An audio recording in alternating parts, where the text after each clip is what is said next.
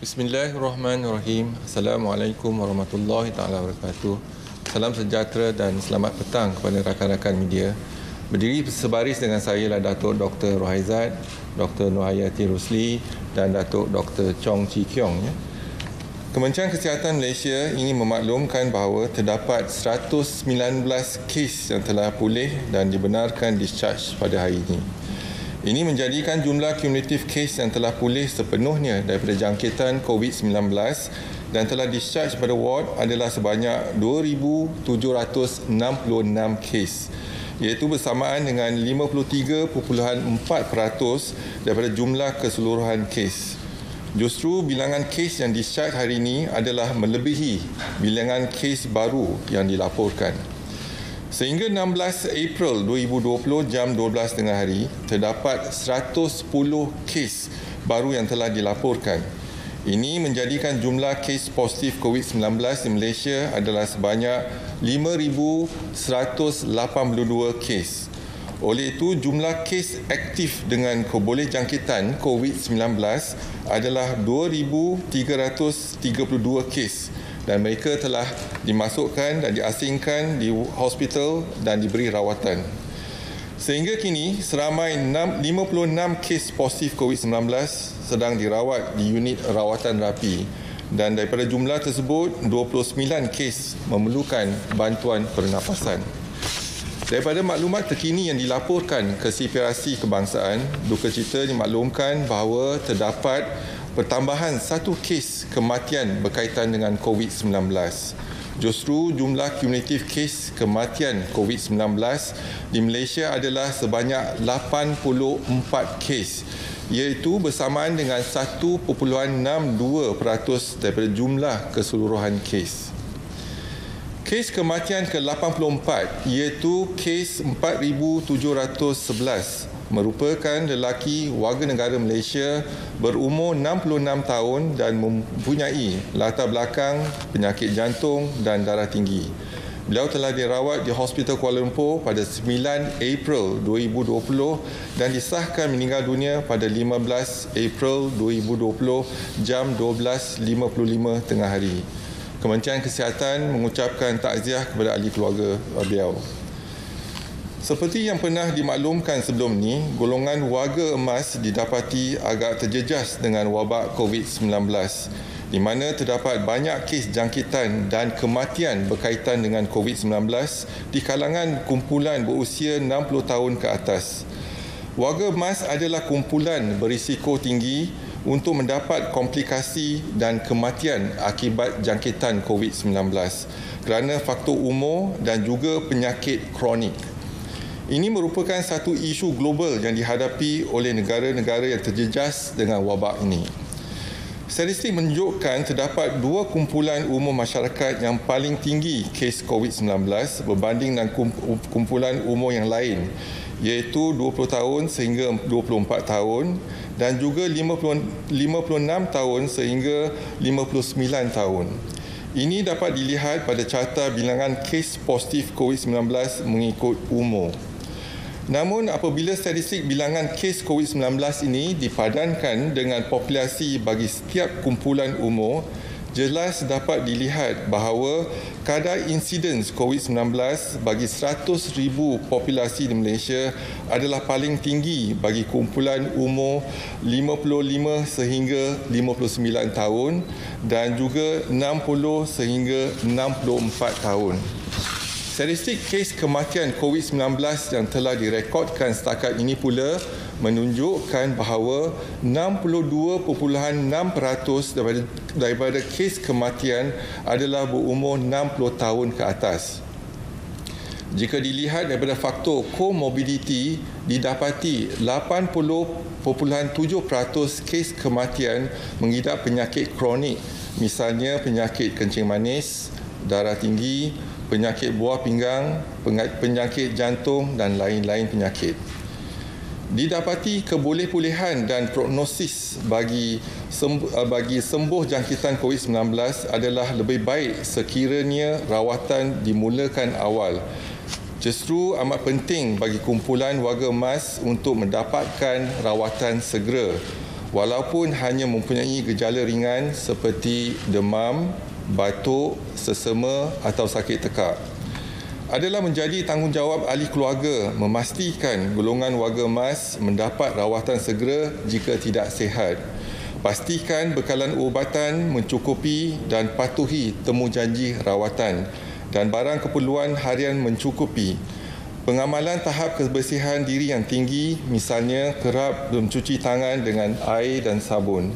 Mengamalkan jarak sosial yang selamat iaitu sekurang-kurangnya 1 meter. Sekiranya diperlukan khidmat nasihat, warga emas serta orang ramai boleh menghubungi Virtual Health Advisory melalui portal Kementerian Kesihatan daripada 8.30 pagi sehingga 5 petang setiap hari. Sehubungan dengan itu, bagi memastikan bekalan obat pesakit adalah mencukupi dan tidak terputus, di samping mengurangkan keperluan warga emas serta pesakit kronik keluar rumah, pihak Kementerian amat menggalakkan pesakit yang diberi rawatan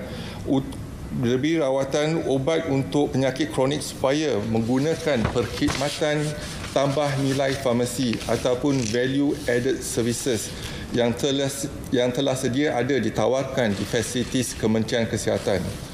Antara perkhidmatan tambah nilai farmasi yang ditawarkan adalah obat melalui pos. Yang kedua, farmasi pandu lalu. Yang ketiga, locker for you. Dan yang keempat, sistem temu janji farmasi iaitu telefon dan ambil, SMS dan ambil dan sebagainya. Pesakit digalakkan untuk menggunakan perkhidmatan pembekalan obat melalui pos dalam tempoh perintah kawalan pergerakan ini. Ini membolehkan obat dihantar terus ke rumah pesakit tanpa pesakit perlu datang ke hospital ataupun klinik kesihatan bagi mengambil obat susulan mereka. Kementerian Kesihatan juga prihatin terhadap kesihatan warga emas yang tinggal di institusi jagaan bagi warga emas, terutama bagi institusi yang mempunyai ramai penghuni serta mengalami kesukaran mengamalkan jarak sosial yang selamat. Susulan daripada itu, Kementerian Kesihatan telah bekerjasama rapat dengan Kementerian Pembangunan Wanita, Keluarga dan Masyarakat membangunkan garis panduan Recommendation for the COVID-19 Pandemic for Private, Public and NGO Residential Aged Care Facilities. Kementerian Kesihatan turut memantau pengurusan kesihatan berhubungan dengan pencegahan COVID-19 di Rumah Seri Kenangan dan Rumah Ehsan bersama-sama Jabatan Kebajikan Masyarakat. Bahan sebaran berbentuk infografik mengenai langkah-langkah pencegahan penularan COVID-19 telah disebarkan kepada 344 buah institusi yang dilesenkan di bawah Akta Pusat Jagaan Akta 506 dan lain-lain institusi penjagaan. Terima kasih diucapkan kepada Kementerian Pembangunan Wanita, Keluarga dan Masyarakat, Badan Bukan Kerajaan dan pihak swasta yang banyak membantu dalam perkara ini. Kementerian Kesihatan akan terus memantau perkembangan kejadian COVID-19 melalui segala maklumat yang diperolehi dan akan dimaklumkan kepada rakyat daripada masa ke semasa. Dan saya susuli dengan laporan beberapa kluster COVID-19 di Malaysia. Dan ada pertambahan 3 kes defek di Kampung Baru menjadikan jumlah kes 30. Dan ada juga pertambahan kluster Sendayan iaitu 26 kes menjadikan jumlah 66 kes di mana melibatkan pelajar tahfiz sekeluarga 11 orang dan juga lembaga pengarah. Juga ada pertambahan di madrasah di Sungai Lui iaitu ada pertambahan 1 kes menjadikan jumlah 127 kes. Dan seterusnya ialah di PUI Itali di Sarawak ada pertambahan 1 kes menjadikan jumlah kes ialah 53 kes. Dan kluster persidangan gereja di Sarawak juga ada pertambahan 5 kes menjadikan jumlah 123 kes. Dan kluster perhimpunan di Masjid Seri Petaling, jumlah kes positif ialah 1939 kes dan sampel yang diambil setakat ini dah 25,405 sampel dan bilangan yang negatif ialah 20,990 dan ia melibatkan 5 generasi kes daripada kes indeks 767 ke generasi kelima melibatkan 7 kes. Seterusnya laporan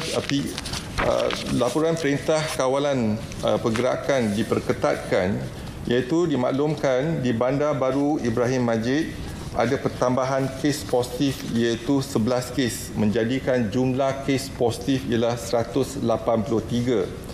Dan juga pertambahan di Kampung Sungai Dui iaitu pertambahan 1 kes menjadikan jumlah dia 129 kes, di mana 127 kes melibatkan pelajar-pelajar madrasah tahfiz. Dan juga bukan Kampung Sungai Dui ada pertambahan 3 kes menjadikan 312 kes. Dan dilihat pada Selangor Mansion, Menara Plaza City One tiada pertambahan, Malayan Mansion tiada pertambahan, kekal. Selangor Mansion ada pertambahan 1 kes menjadikan dia 84 kes. Dan kalau ada apa-apa soalan, silakan. Datuk BG. Yeah. Hi, good evening, Joseph from the Star. Of late, we have seen rather positive COVID-19 figures for Malaysia, especially when you compare to many other countries. So there are people alleging that this is because we don't do mass testing or we don't test as much as the other countries. So what we see is not representative of the true picture. So I want to know what your thoughts are on this. Thank you. So we have tested more than 90,000 test sample been taken and 90,000 individual. But our positive case is only 5,182, accounts for 5.5%, 5.4%. So what is more important is that we are doing focused approach, meaning focus into the location and also the high-risk group. And if you look into our population, majority, about 39 to 40% involve the tabligh group.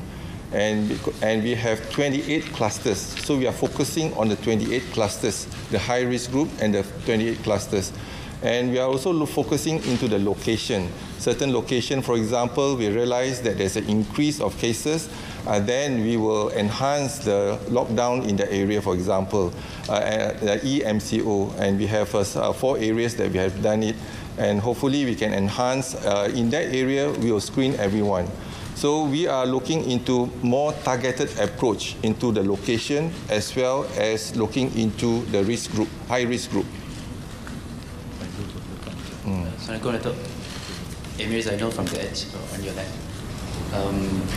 I have one question. Yesterday, we saw Singapore reported a shocking 447 new cases, with over 90% of them are from migrant workers, especially from, they found 3 new clusters that are from foreign workers' dormitories. So obviously, there's concerns in Malaysia as well.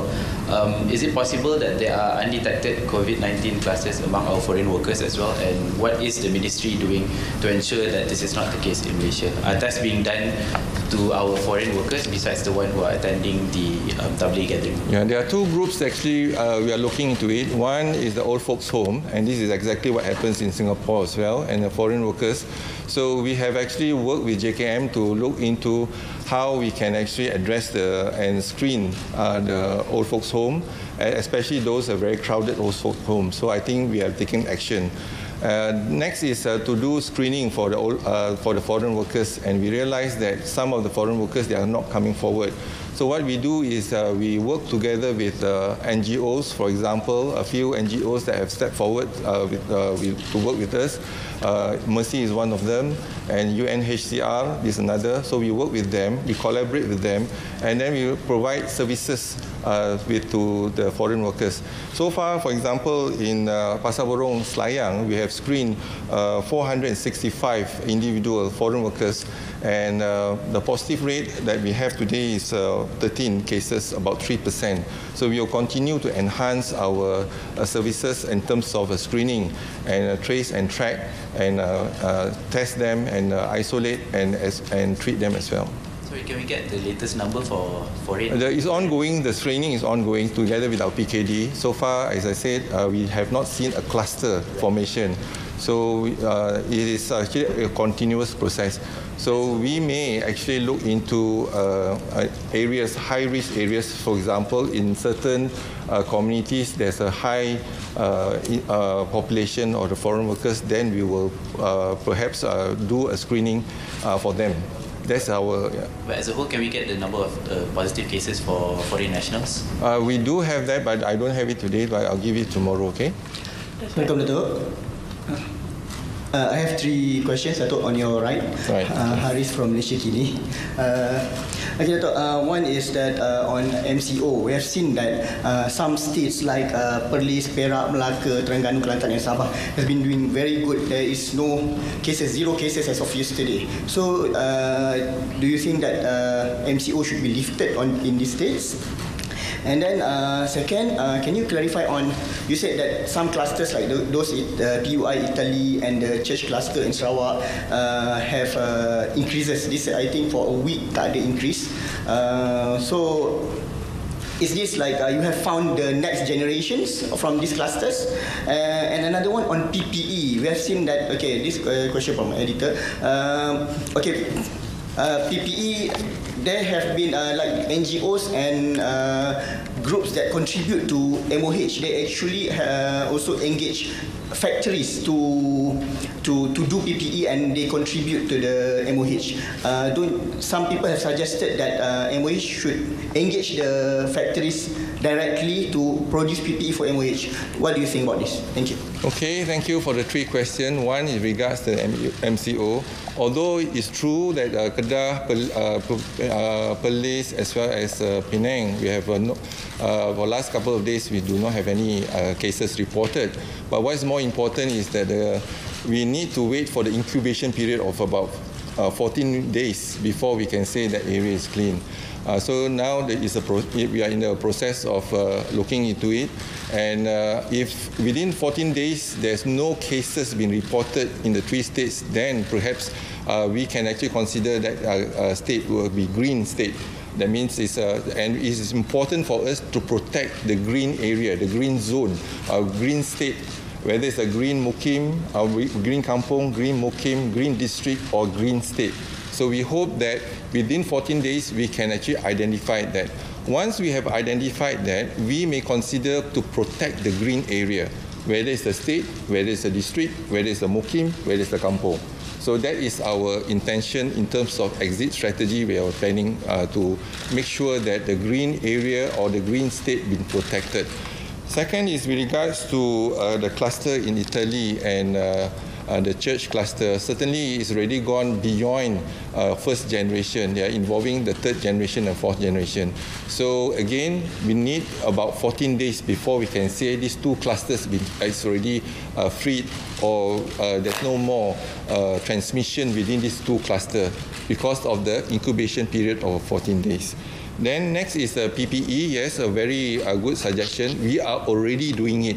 That means we are already talking to the industry, the fashion design industry, and looking into the production, and as well as Ministry of Health working with the other agencies, looking into how we can actually have a continuous flow from the local industry to provide the PPE to us.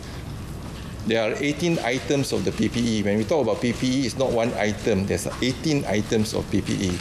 So the usage of PPE is about 59 million a month. That's our usage. We are looking into item of the PPE, 18 items of the PPE. So we are monitoring it closely and make sure the stock continuously being procured and be delivered to the Ministry of Health.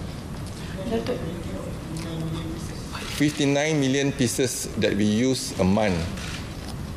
Datuk, Rafidah dari Berita Harian. Saya ada 2 soalan. Satu, boleh tak tahu berapa ramai pesakit bawah usia 12 tahun yang dijangkiti, dan berapa yang dah discharge, berapa yang masih dirawat, dan isu-isu yang dihadapi selain adakah ibu bapa dia boleh jaga kalau ibu bapa dia negatif. Dan kedua, ada dakwaan pengimport sanitizing tunnel tu yang mendakwa bahawa kaedah tu lebih baik kerana ketika ni tak ada kaedah yang boleh bunuh virus dalam badan. So dia kata dia macam seolah-olah dia seperti sama juga seperti dengan cuci tangan dengan kerat dan sebagainya. Okey, terima kasih atas soalan pertama, iaitu soalan dia berapa pesakit kanak-kanak yang dijangkiti COVID-19. Kalau kita lihat pada data kita setakat ni ialah umur 4 tahun ke bawah ada 83 pesakit. 83 pesakit yang umur 4 tahun ke bawah. Dan umur 5 hingga 9 tahun ada 83 pesakit. Dan umur 10 hingga 14 tahun ada 149 pesakit. Jadi total jumlah umur 14 tahun ke bawah ada 315 pesakit, iaitu lebih kurang 6%. Dan biasa dia bila pesakit kanak-kanak yang dapat jangkitan ni, dia dapat jangkitan bersama dengan keluarga, sama ada ibu ataupun ayah. Jadi kalau mereka mendapat sekali jangkitan, jadi kita akan letakkan mereka bersama ya, dalam ward ataupun bilik bersama. Tapi kalau katalah kalau kanak-kanak tu dijangkiti tetapi ibu bapa tak menjangkiti, jadi mungkin ibu bapa ingin menjaga kanak-kanak tersebut, dan kalau begitu ibu bapa yang negatif contohnya dia kena sign consent untuk jaga kanak-kanak tersebut. Tetapi kita menggalakkan mereka memakai PPE untuk bersama dengan anak-anak mereka. Yang itu pertama. Yang soalan kedua, yang tunnel. Isu tunnel tu memang sekarang ni Kementerian Kesihatan, sebagaimana saya katakan awal lagi, iaitu kita berkhidmat ataupun kita merawat pesakit berdasarkan fakta dan sains. Setakat ni tak ada fakta dan sains untuk menyokong ataupun bukti yang kukuh untuk menyokong. Kalau kita kata nak basmikan virus, virus tu dalam tubuh, bukan kat luar tubuh. Jadi kalau kita melalui tunnel tersebut, kita tak basmikan virus tersebut. Virus tu tetap ada dalam nasal kita ataupun tubuh badan kita kat luar. Tapi yang kita bimbangkan ialah apabila kita menggunakan bahan kimia tu mungkin boleh masuk dalam mata ataupun menyebabkan kulit, iritasi pada kulit, dan juga ada kala mereka yang pesakit, contohnya pesakit lelah dan sebagainya, bila dah kena mereka boleh menyebabkan kematian dan sebagainya. Jadi apa yang penting ialah kita rujuk pada Pertubuhan Kesihatan Sedunia, memang tak ada bukti yang kukuh setakat ini untuk penggunaan tersebut. Jadi walaupun kita lihat begitu, berapa lama yang kita perlu expose ataupun masuk dalam tunnel tersebut. Kalau kita basuh tangan, kita tahu dengan chemical yang kita guna ataupun dalam masa yang lebih kurang 20 saat untuk kita basuh. Jadi basuh tangan kita, walaupun kalau kita guna sabun pun begitu juga. Jadi apa yang penting ialah setakat ini tak ada bukti kukuh untuk Kementerian Kesihatan mengiktirafkan ataupun mengesahkan bahawa tunnel sanitizer tu boleh diguna pakai oleh orang ramai. Datuk, good afternoon. Datuk, good afternoon. Ishri from Malay Mail. I have few questions, but I'll ask three first. Previously you said that over 560 samples were taken from foreigners living in Masjid India. Can we know if there has been any results yet? That's the first question. Secondly, have we reached the 16,000 testing capacity per day which we have targeted? And and the third one, can we also know what is the current monitoring procedure for those who have been discharged? Brunei tested those of the patients who they had discharged, and of the 57 people they tested after 11 days, 11 turned out positive. So what is the post-discharge procedures that we have? The three questions for now. Thank you. Okay, let me answer the last question first. Initially, in our guideline, before we discharge, we take a test, PCR test. 2 PCR tests within more than 24 hours, then only we discharge the patient. For more than 48 hours, then we discharge the patient. That's what we are doing for PCR tests. But now our guideline, if you have 1 PCR test, a negative, that's adequate. So we follow that 1 PCR test before we discharge. And to maximize our lab, for example, we have 43 labs all over. At the moment, our capacity is 11,500. But with the innovation that we have, I told you about the pool sampling that we are doing, as well as now we are using biogenes and etc. We can increase the capacity. But more importantly is that now we have innovated the way we do things a bit different. Using, because I told you earlier that we need a test that is fast and that's cheap and that's reliable, and you can do it at point of care. So the only test that, for example, now, when we quarantine a person, first we do a PCR test. Now, if the PCR test is negative, we quarantine them for 14 days in case there is actually a manifestation of the symptoms later. Now, at the day 13, normally we do a PCR test before we let them go on day 14. Now, instead of doing the PCR test, we are using the antibody test. So, antibody test is not for diagnosis, but to monitor. So now, if the antibody test is negative, that means the patient have not been exposed, or the PUI have not been exposed to the virus. If it's exposed to the virus, then the antibody response will be there, right? So that means if negative, we can safely let the patient go with the antibody test. Now, if the antibody is positive, that means that PUS or PUI have been exposed to the virus. Once you expose to the virus, then only you show antibody reaction. That means antibody build-up. So we detect the antibody. So if we detect the antibody, we'll send the patient again for the swab for PCR. And PCR will tell us whether there's, the virus is still there or not. If the virus is not there, then we let the patient go. But if the virus is still there, then the PCR is positive. Although they have the antibody, PCR is still positive. And then we will continue to admit them to the hospital, isolate them, and treat them. So, when we look into the enhanced MCO in Masjid India, Kuala Lumpur, from 14 April to 28 April, so far we have screened 558 sample, and the cumulative case positive, we only have 1 positive. And sample negative 28, but we are still waiting for the results. So we hope that, because PCR takes some time for us. Now the good news is that I told you last week, we are testing the Korean test kit. Now with the SD biosensor, we have tested. And the good news is the sensitivity, we are looking into 84.4%.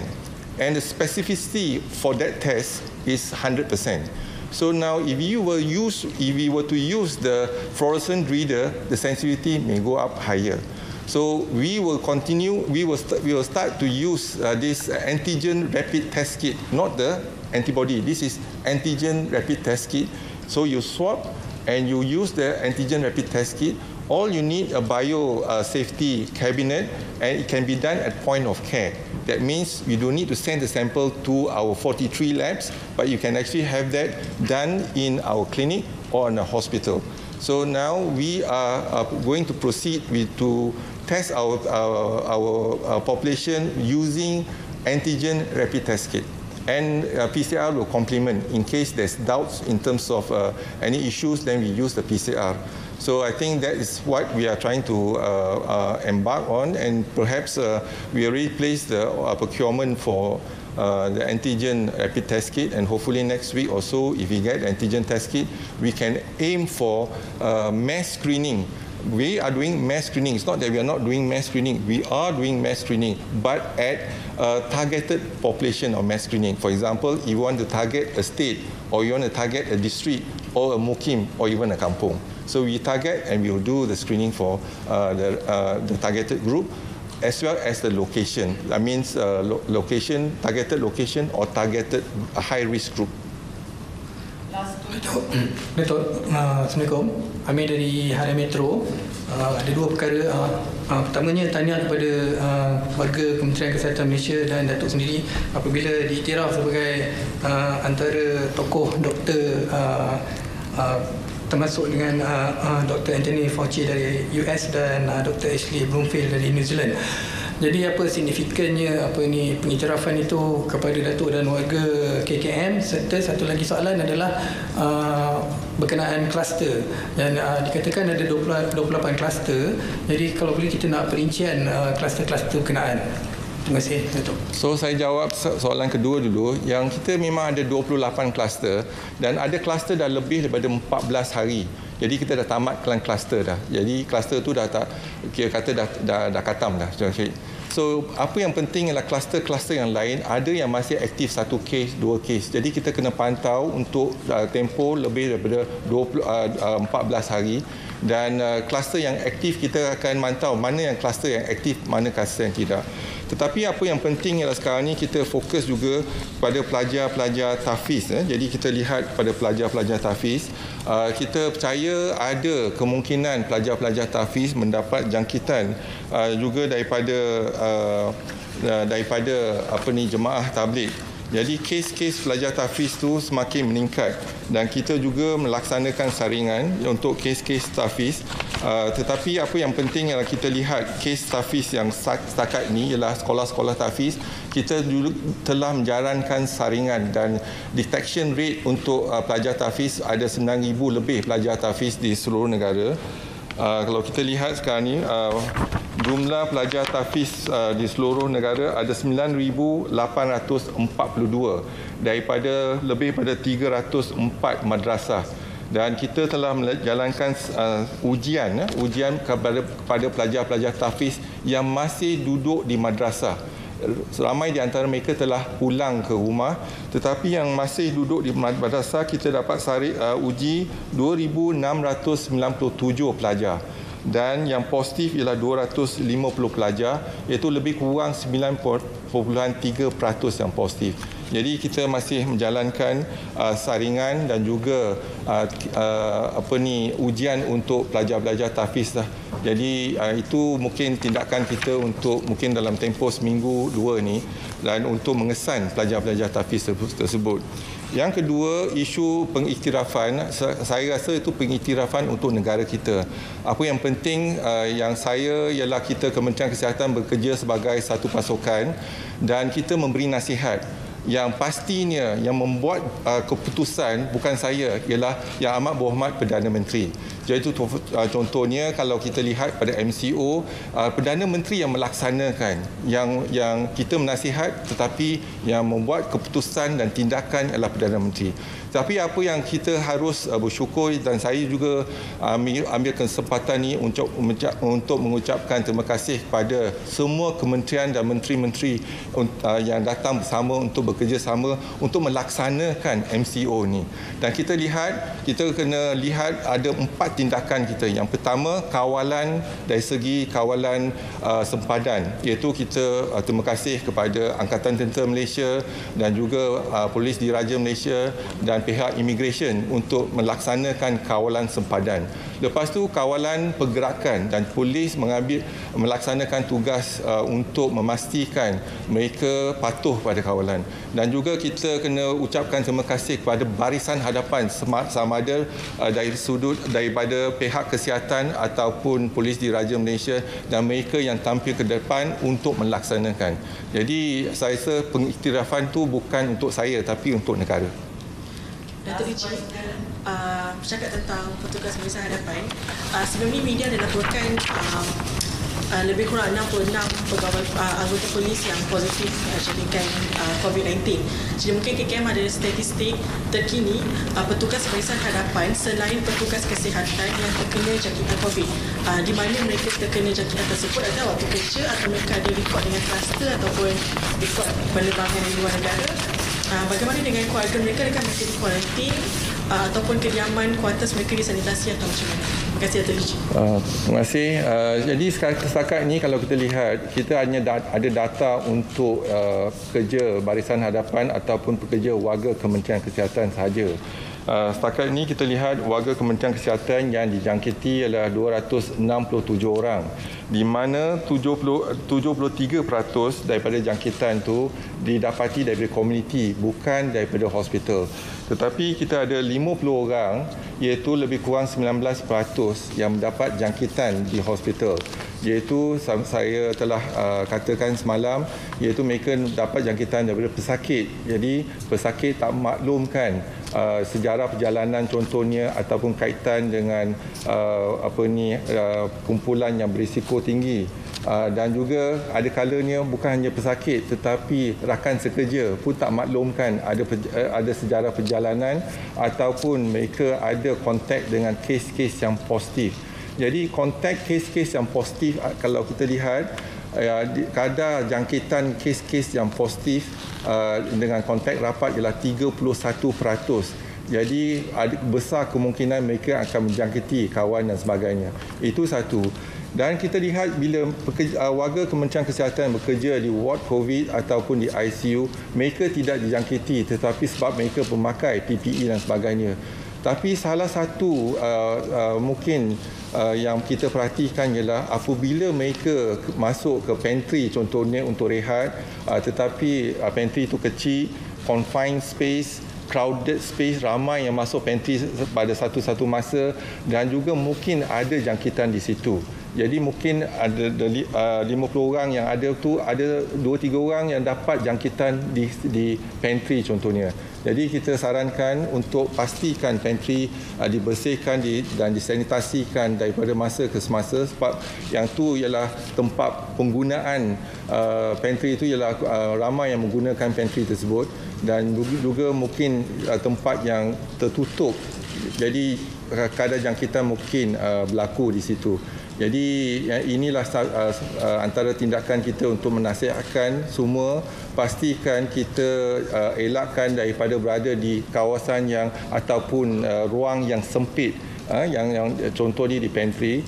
Yang kedua ialah tempat yang sesak ataupun crowded places, dan ketiga kalau kita ada bersemuka dengan ataupun bercakap bertutur dengan seseorang, biar ada penjarakan yang selamat, iaitu sekurang-kurangnya 1 meter.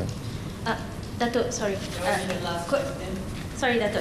I would like to ask, would the Ministry of Health be publishing an epidemiological model for Malaysia, especially given that the extended MCO would end in 2 weeks? The US has done it, Indonesia has done it. So we would like to see what are the projected cases, deaths and burden on our healthcare system, and also what are the number of beds, ventilators needed by April 28. How soon can we get this? Sorry, can I just add last one? How many test swabs were done in the red zones marked? The fear is that there may be many people who are still in hiding. Just this last two. Thank you very much, sir. Thank you for the question. But if you look into the modelling, we do have the modelling from the start. And we use a few modelling, ARIMA modelling, for example, auto-regress, integrated moving mean, for example. So ARIMA modelling. Also, we use the SIR modelling as well. So we have our modelling and looking into where we were in the past, where we are now, and what the projection or forecast we are trying to achieve. So, but we have not shared the modelling with the public. But it's to guide us in terms of our planning. So based on the modelling, this is where our preparation comes in. Remember, before we get our first patient on the 25th of January, our preparation started in December 2019. For example, all of you know that our ICU beds are always congested, our hospital congested, but we plan very well in terms of in stages to decant some of the services and identify 7 COVID hospitals. We don't treat anything else but COVID hospital. And we maximize our utilization of our limited resources. For example, district hospital, some of the departments, lock, stock and barrel, we transfer them to a district hospital because like in the past we have the cluster hospital services, but now it's a permanent. That means our department with the staff, lock, stock and barrel, they move to a district hospital. So by doing so, they bring the patient along in treatment in the district hospital. And recently, we also work closely with APHM, for example, the private hospital. They loaned us 73 ventilators. And now, non-COVID patients, some of the non-COVID patients, we also refer to them. at at reasonable costs that they charged to Ministry of Health. But most of the specialists also given a pre bono to us. That's actually to complement the services. And you can see 65 specialists from the private sector, especially the anesthetists and physician, come into the public sector to assist us. So I think there's a good chemistry and collaboration between the public and private. So now we are trying to move on to see how best we can actually combat or even fight this COVID-19 together, public and private coming together as one. So this is something that we are looking into the projection in the next 2 weeks and next 4 weeks. And we need to also screen, as I said, now that we have a test kit that is portable, that is actually fast, that is actually cheap, and then probably with that, then we can actually increase the screening in our targeted population as well as the targeted location. So we hope that in the next 1 week will make a difference for us to bring down the case further, apart from what we have done in the MCO phase 1 and phase 2. And because of the MCO phase 1 and phase 2, we did not see an exponential surge of cases. Hopefully, by doing so, we are able to maintain and reduce the cases from time to time. And hopefully, when we reduce it further, and hopefully we are able to contain the transmission of the COVID-19. So this is important for us to contain so that our hospital and our facilities are able to provide good quality services to our patient. And in here, the outcomes, if you look into our outcomes, discharge rate is very high, mortality is low. Why? One of the reasons is we detect the patient early. If you are positive, even asymptomatic, we admit you to the hospital.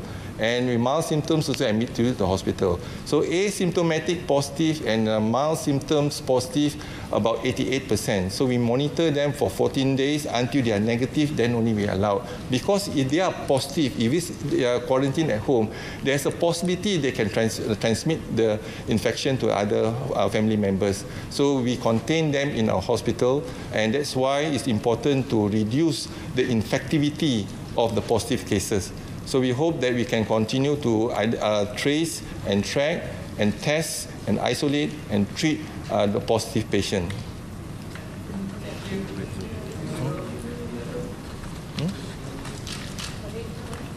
Okay, the red zone, the test swab are conducted for targeted group in all zones. So we are looking into it.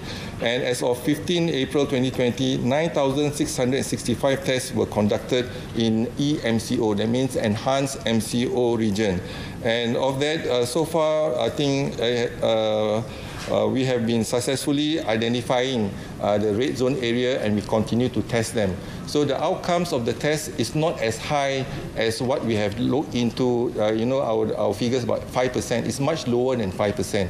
So it depends. In Kampung Sungai Lui, for example, the red zone testing for all about 1.5%. So certain areas about 2%. So certain areas is less than 2%.